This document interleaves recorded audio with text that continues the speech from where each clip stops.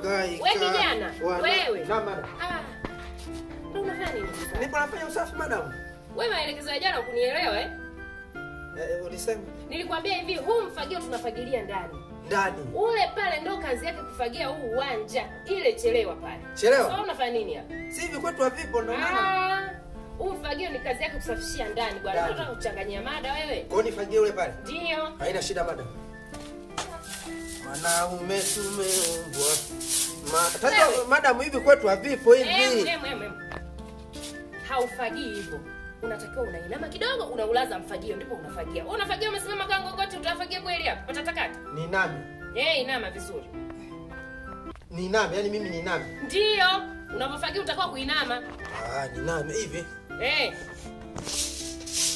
Wanaume inama. Taratibu wewe. Inama. Nama. Nimekwambia hivi, unapofagia. Nipe mfagio. Unafagia hivi. Sio hivi. Yaani hapa hautakuwa unafanya usafi, bali unaleta uchafu. Utasambaza hizo takataka utaenda kuzizolea wapi sasa? Umenielewa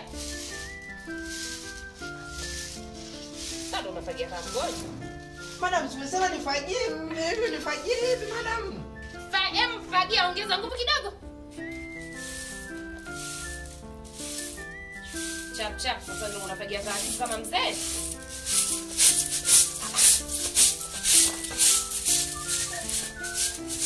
Kijana. Mbona mimi nakuelekeza vizuri sana? Nini shida? Madam, umesema niongeze nguvu na mimi ndo nimeongeza nguvu. Sio nguvu, yani ongeze speed. Yani speed uende. Chap ili mambo yako unayapanga kwa muda mwafaka bwana. Sawa madam, njoo simama sasa kwa.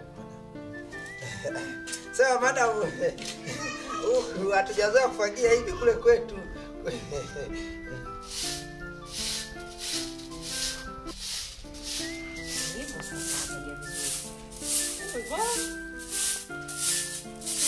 Ukishazoa taka sasa rafiki yangu kumwaga. Usimwage ovyo nje hapo. Huku ni mjini wanakamata. Wanakamata? Unaweka huko kwenye dustbin, tutapakia kwenye gari. Sawa. Na nini? Tutapakia kwenye gari. Magari yanakuja na huko? Yanakuja yanapakia taka. Usimwage taka. Dustbin nini?